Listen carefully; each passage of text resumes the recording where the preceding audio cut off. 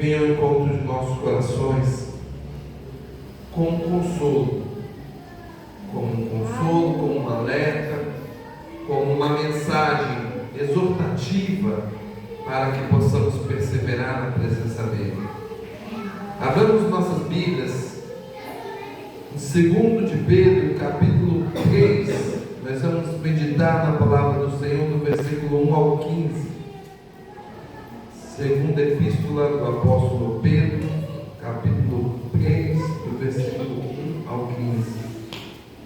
O apóstolo Pedro escreveu essa segunda carta à igreja, provavelmente da Ásia Menor, entre os anos de 64 a 67 depois de Cristo, um período de intensa perseguição de Nero, imperador de Roma, numa época onde a igreja estava sendo inundada por falsos mestres, falsos profetas que estavam trazendo doutrinas estranhas à mente do povo, estavam fazendo com que a igreja, a noiva do Senhor, ficasse desapercebida, e era necessário que o apóstolo trouxesse esta mensagem para instruir o povo de Deus, a igreja do Senhor, a como pensar, a como proceder e o que estava para acontecer. Diz assim a palavra do Senhor, capítulo 3, versículo 1: Amados, esta é a segunda carta que vos escrevo. Nas duas cartas procuro despertar pensamentos puros da vossa mente. Quero que vos lembreis das palavras que já vos foram ditas pelos santos profetas e do mandamento do Senhor e Salvador, dando mediante a vossos apóstolos.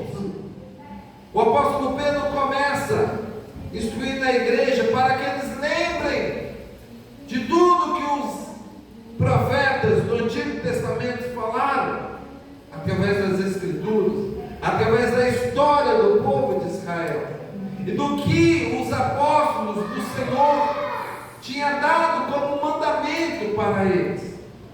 Porque, irmãos, em momentos de confronto, em momentos de dificuldade, de perseguição, de aflição, muitas vezes nós esquecemos da promessa. Muitas vezes a dor, o desespero aflige a nossa alma, e nós parece que não temos mais a lembrança do que Deus falou na sua palavra, do que Deus fez, do que Deus está trabalhando em prol de nossas vidas, e nós deixamos de focar na promessa, na solução e no Deus da promessa, para focar no problema, para focar na situação e no tempo presente. E não foi diferente no século I, quando o apóstolo Pedro estava instruindo a igreja a retomar a palavra de Deus, a voltar para as Escrituras Sagradas, observar na história o que Deus fez com Israel, o que Deus prometeu. E olha o que diz a palavra: Sabei primeiro que nos últimos dias virão escarnecedores, andando segundo os seus próprios desejos. Versículo 4: E dizendo: Onde está a promessa da sua vinda? Desde que os pais dormiram, todas as coisas permanecem como desde o princípio da criação. Aqueles falsos mestres estavam entrando nas igrejas e falando: olha, vocês estão esperando uma promessa de arrebatamento, de vinda do Senhor, mas quanto tempo já está passando? E desde o passado, quantos nossos patriarcas morreram? Nada mudou, tudo é igual. Nós ouvimos ano após ano que ele vai voltar, mas nada muda. E o apóstolo Pedro agora traz a reflexão. Eles de propósito ignoram isto, que pela palavra de Deus, já desde a antiguidade, existiram os céus e a terra, que foi tirada da água, e no meio da água subsiste. Por essas coisas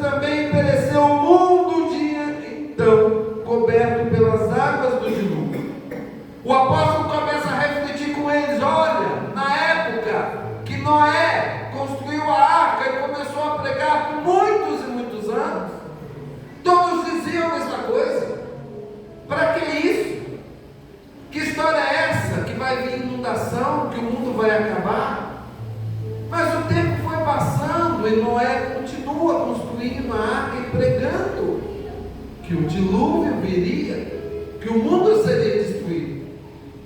Mas como estava vivendo a sociedade da época de Noé?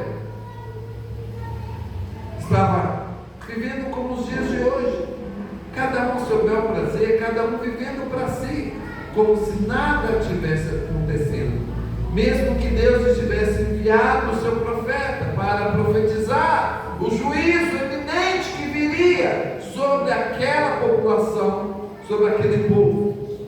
Mas muitos estavam desapercebidos, vivendo de qualquer maneira, vivendo para si, como se nada tivesse acontecendo. E quando menos esperam, as águas descem e o dilúvio vem sobre a terra. E a arca, após estar cheia dos animais e da família de Noé, ela é fechada e lacrada por Deus. Ninguém mais entrou. E duro foi para aquela geração o que aconteceu. Pereceram pelo dilúvio, porque não acreditaram na promessa, porque não deram crédito ao que o Santo de Deus falou, ou melhor, que Deus falou através do seu santo profeta.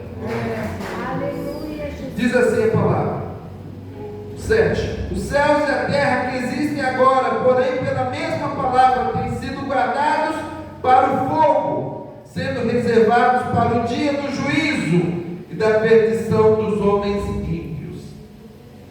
Irmãos, Deus fez uma promessa à humanidade, que o mundo não seria mais destruído com água, mas o mundo será destruído com fogo.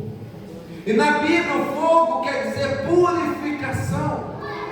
Deus irá purificar a sua criação. E quando nós falamos a sua criação, estamos falando de tudo. Os céus e a terra que agora existe, que nós vemos passará pelo fogo, serão transformados, destruídos totalmente. E os homens ímpios que não deram crédito à palavra do Senhor serão jogados no lago de fogo e enxofre, juntamente com os anjos rebeldes que se rebelaram contra o Criador.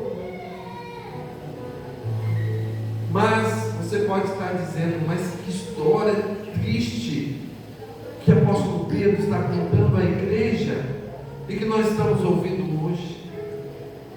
Se a história parasse por aqui, realmente seria uma história difícil. Mas no meio disso tudo tem uma promessa.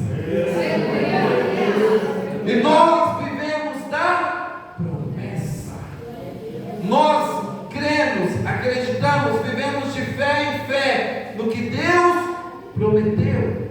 Embora que nós não a vejamos agora, no momento, no tempo presente, mas nós sabemos que no momento e no tempo certo a promessa vai se cumprir. E olha o que o apóstolo Pedro continua dizendo: amados, não ignoreis uma coisa, que um dia para o Senhor é como 1000 anos, e 1000 anos como um dia. O Senhor não retarda a sua promessa, ainda que alguns a deem por tardia. Ele é longânimo para convosco, não querendo que ninguém se perca, senão que todos venham a arrepender-se. Irmãos, o apóstolo está trazendo à igreja a reflexão seguinte: se você acha que está demorando, porque o tempo do homem não é o mesmo tempo de Deus, saiba que o Senhor não retarda, Ele não vai demorar a cumprir a sua promessa, mas Ele é longânimo, porque Ele não quer que ninguém se perca, mas Ele quer que todos se arrependam, que todos façam parte da promessa, que todos estejam na arca que é Jesus Cristo. A nossa maior promessa e esperança está no novo céu e na nova terra, onde nós iremos morar com Cristo. Glória a Deus. E Ele como um ladrão. Os céus passarão com grande estrondo, e os elementos ardendo se desfarão, e a terra e as obras que nela há serão descobertas. Ele está dizendo, irmãos, quando menos esperar, o Senhor virá buscar a sua noiva. E quando Ele arrebatar, por ocasião da sua vinda, a sua igreja, esta terra que nós vemos e este céu que conhecemos serão desfeitos, passará pelo fogo, virá o juízo. E o juízo de Deus não é para os seus santos, mas é para os ímpios. O grande trono branco que irá julgar, onde Deus irá julgar a humanidade, Ele vai separar, e aqueles que serão separados, os ímpios, serão exterminados no desprezo eterno, no julgamento, no fogo eterno. Mas a igreja do Senhor, ela tem uma promessa. A promessa que o Senhor nos deu é que Ele virá quando menos se espera como um ladrão, e nós iremos ao encontro dele nos ares. Quando este dia chegar, terá cessado todo choro, terá cessado toda dor. Esta é a maior esperança do cristão. Nós aguardamos o nosso Mestre, Senhor Jesus Cristo. Eu não me canso de pregar como os apóstolos a pregação do Evangelho, que Jesus virá buscar a sua noiva.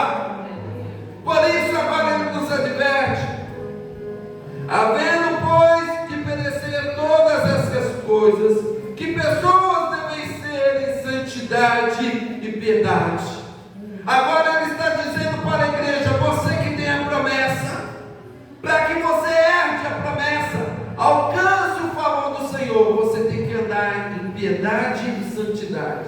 Andar em santidade é se separar do mundo e das coisas do mundo, das paixões carnais. Andar em santidade é buscar a Deus, buscar as coisas boas e santas. Andar em piedade é se voltar para o Senhor e fazer a sua obra e a sua vontade. Nós fomos chamados para sermos um povo especial de boas obras, um povo purificado e lapidado pelo Senhor. A nossa missão aqui na terra é levar a mensagem do Evangelho, a semente divina, para toda a humanidade. E vivemos conforme a palavra do Senhor, nos padrões morais e espirituais que Deus nos deixou através da sua santa palavra. Nós estamos aqui, irmãos, como um corpo místico de Cristo.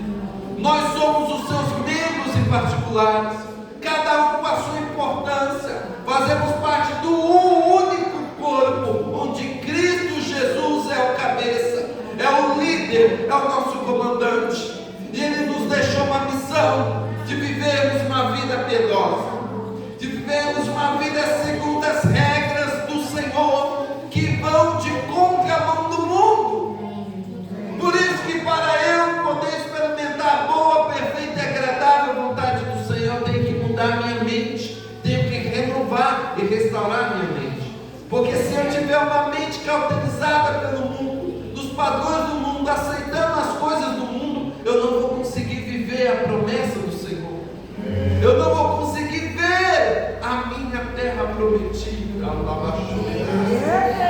Por isso o Senhor nos chamou para vivermos segundo a sua vontade.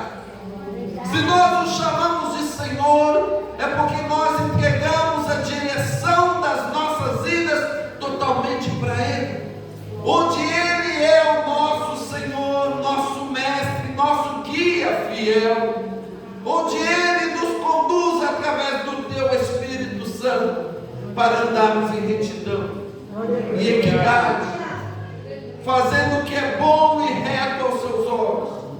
E Ele diz assim: aguardando e desejando ardentemente a vinda do dia de Deus, em que os céus e fogo se dissolverão e os elementos ardendo se fundirão. Nós, porém, segundo a sua promessa, aguardamos novos céus e e nova terra, nos quais habita a justiça. Pelo que, amados, aguardando essas coisas, procurais que delas sejais achados, imaculados, irrepreensíveis e em paz. Imaculado é sem mancha, sem pecado, sem ter do que se queixar.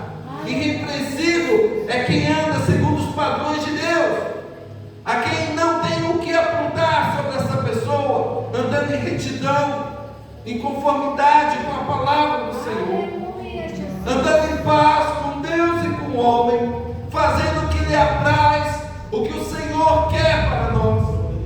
Irmãos, é muito importante quando nós olhamos lá para o contexto desta carta, quando a gente está falando de uma igreja que estava sendo perseguida, uma igreja que não estava preocupada se na segunda-feira ia ter emprego, uma igreja que não estava preocupada se na terça-feira ia ter o que comer, uma igreja que não estava preocupada se na quarta-feira ia ter uma roupa nova para usar. Sabe por quê? A esperança da igreja era uma só: a vinda do Senhor Jesus.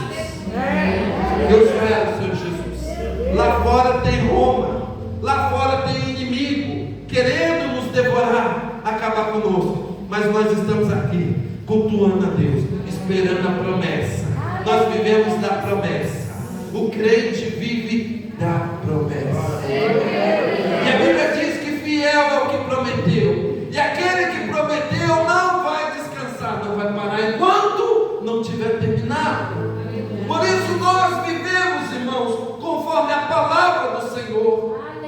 Mesmo que nós a tenhamos como tardia, como de fato, muitas vezes nós achamos que Deus está demorando.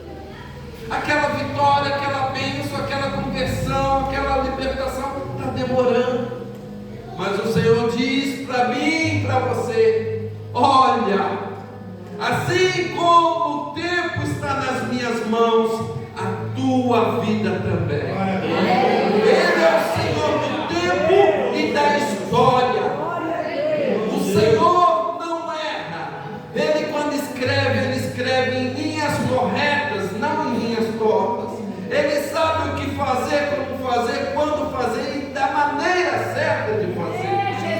Por isso, irmãos, a benevolência do Senhor, a paciência e longanimidade de Deus é para que eu e você sejamos salvos, para que a nossa família seja salva, para que os nossos alcancem a misericórdia do Senhor. Por isso que Ele ainda não veio, mas para que nós possamos aguardar e apressar a vinda do Senhor, precisamos andar em conformidade com a palavra, de fé em fé, porque o justo viverá pela fé.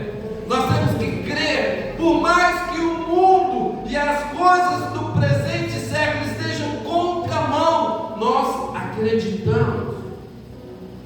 Irmãos, nenhuma promessa de Deus caiu por terra. Deus prometeu que derramaria chuva no dilúvio, e a chuva veio. Deus prometeu para Israel que daria para eles livramento da escravidão do Egito, e a mão poderosa do Senhor livrou. Deus prometeu para o seu povo uma terra onde manasse leite e mel, e o povo de Israel entrou em Canaã. Deus prometeu ao povo que daria libertação do cativeiro, e o Senhor os livrou com mão forte. Deus prometeu para o povo que mandaria o Messias para morrer e ressuscitar e pagar o preço da iniquidade da humanidade. E o Senhor, Deus Todo-Poderoso, mandou e enviou Jesus Cristo Nazareno. Agora nós temos uma promessa para nós aguardando. Fica firme, fica na presença de Deus, seja perseverante, aguarda mais um pouquinho. O que tiver de vir, virá, e não tardará. Sabe por que Jesus ainda não veio? Porque Ele ainda quer o seu filho na arca. Sabe por que Jesus ainda não veio? Porque Ele ainda quer o seu vizinho na arca. Sabe por que Ele não retornou?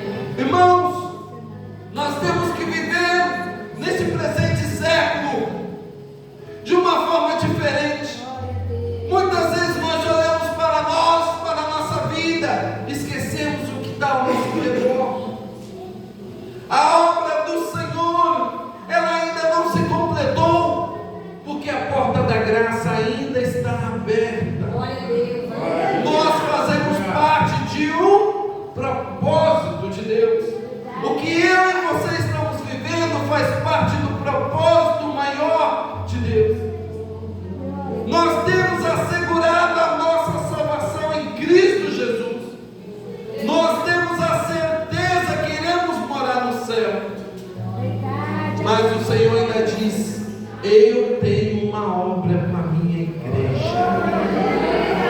Eu tenho algo a fazer neste lugar.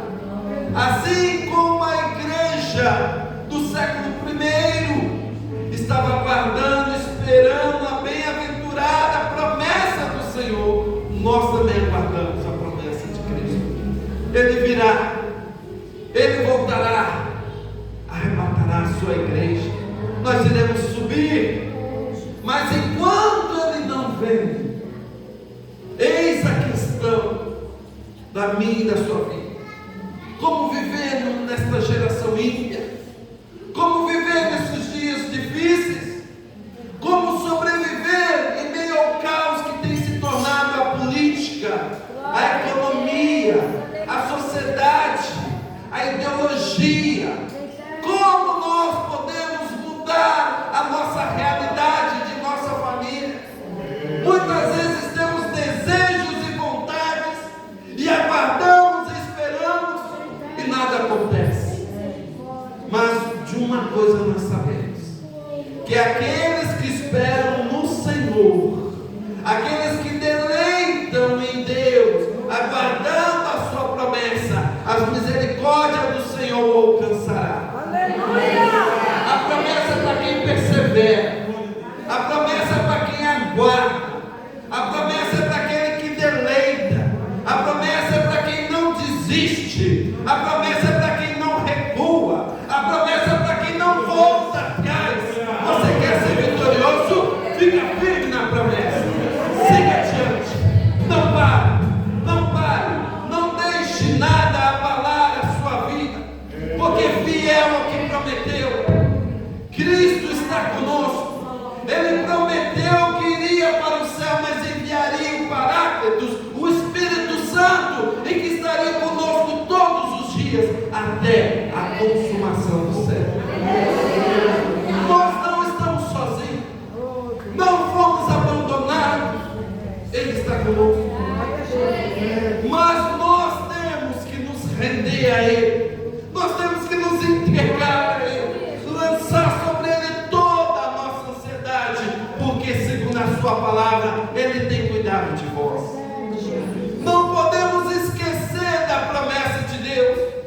Na hora que estiver doendo, a aflição, a provação estiver difícil, lembre da promessa. Lembre do que o Senhor tem falado na sua palavra, porque segundo as Escrituras Sagradas, nós somos mais que vencedores. Segundo a palavra do Senhor, todas as coisas concorrem para o bem daqueles que amam a Deus. Mas quem são essas pessoas? Que grupo seleto é este? É o grupo que espera a promessa, é o grupo que não abaixa a cabeça, que não recua, que não volta, que não dá meia volta e vai atrás, que não vai pela cabeça dos outros, mas aqueles que confiam na fiel esperança, na promessa de Deus. Irmãos, o segredo está em nós sermos resilientes. Está difícil? Levanta a cabeça, continua, persevera. Porque, irmãos, jamais, nunca alguém que perseverou e confiou no Senhor foi desamparado, ou esquecido, ou desanimado. Mas o Senhor esteve ao seu lado em todo tempo, em todo momento, para dar vitória. Só que nós compreendemos o processo de Deus e o projeto de Deus de uma forma diferente. Nós somos uma geração de crentes que somos como Davi, só que nós não queremos entrar na cova dos leões, mas Deus permite nós entrarmos e lá nos dá vitória. Ele não nos livra da cova, da leão, mas Ele nos tira de lá do meio da cova, da boca dos leões. Muitas vezes, irmãos, nós queremos que Deus nos livre de situações a qual Ele permite que nós passemos para aprendizado, para crescermos espiritualmente. Muitas vezes o Senhor quer nos ensinar a ter maturidade espiritual, e para isso Ele permite situações onde eu vou ter que exercer qualidades e virtudes que Ele me dá. perdoar, mas para isso eu tenho que estar perseverando. Como eu posso adquirir paciência? Como eu posso aprender a perdoar? Como eu posso aprender a me entregar nas mãos dele? Senão quando eu estou debaixo da aprovação, do momento difícil. Mas é em meio à aprovação que Deus abre os meus olhos espirituais para ver o improvável, para ver o impossível, para enxergar. Porque viver pela fé, irmãos, não é viver numa fé irracional, não. A nossa fé é racional e lógica, mas ela é pautada em Deus. Eu não creio porque eu acho que é, eu creio porque a palavra diz que é. Então nós temos que guardar firme a palavra da promessa. Deus está conosco, Ele não vai deixar que nada saia do controle. Aprenda a confiar no Senhor, a deleitar no Senhor. Aprenda a dizer: Deus, a minha vida está nas tuas mãos, faz de mim como tu queres, da tua maneira. Aprenda com todas as situações e ocasiões o que Deus quer te ensinar. O que Deus quer fazer é você crescer, evoluir. Porque o Espírito Santo, Ele quer nos amadurecer para que nós cheguemos ao pleno conhecimento do Senhor Jesus Cristo. A maturidade de varão perfeito, a estatura de varão perfeito. Mas para isso nós temos que militar na presença de Deus. Nós somos chamados, irmãos, para marchar. Nós somos chamados para ir adiante, não recuar jamais. O Senhor Jesus disse que as portas do inferno não prevaleceriam contra a igreja. Sabe por que ela não prevalece? Porque não é as portas do inferno que vem contra a igreja. É a igreja que marcha destruindo as portas do inferno. Porque nós estamos no mundo e o mundo já é no maligno, mas a igreja vai avançando. A obra do Senhor vai ampliando, vai crescendo. Este é o reino dos céus que o Senhor Jesus falou em suas parábolas. Ele vai crescendo, ele vai crescendo, vai tomando proporções gigantescas. E nós estamos aqui, irmãos, por causa disso, por causa da missão da igreja, de evangelismo, de discipulado, de cuidar uns dos outros, de cultuar o Senhor, de ter comunhão com os santos, para que nós possamos ver o Senhor Jesus nos ares. Nós temos que cumprir a sua vontade, fazendo a sua obra, e aguardemos que aquele que prometeu vai cumprir todas as suas promessas. O Senhor não retarda a sua promessa, a sua bênção, mas Ele é longânimo. Aprenda que o Senhor está dando tempo para que vá gerando a vitória, vá gerando a bênção, para que nós possamos alcançar o que Ele nos prometeu. E grandes e profundas e ricas são as promessas do Senhor em nossas vidas. Para que nós possamos alcançá-la, nós temos que olhar para a cruz. Jesus não desistiu. Ele sofreu na carne, na alma, mas Ele não parou. Ele não desistiu. Ele foi até o final. E Ele diz para a igreja: ser fiel até a morte, e dar-te-ei a coroa da vida. Então, igreja do Senhor, persevera, permanece firme, fortalece o seu coração, porque fiel é o que prometeu, e as bênçãos do Senhor virão ao nosso encontro. Portanto, amada igreja, permaneça no Senhor, adorando, louvando, exaltando, se entregando a Ele, orando, jejuando, se santificando, batalhando pela obra, evangelizando, discipulando, cantando, tocando, pregando, administrando, fazendo a vontade do Senhor, porque fiel é o que prometeu.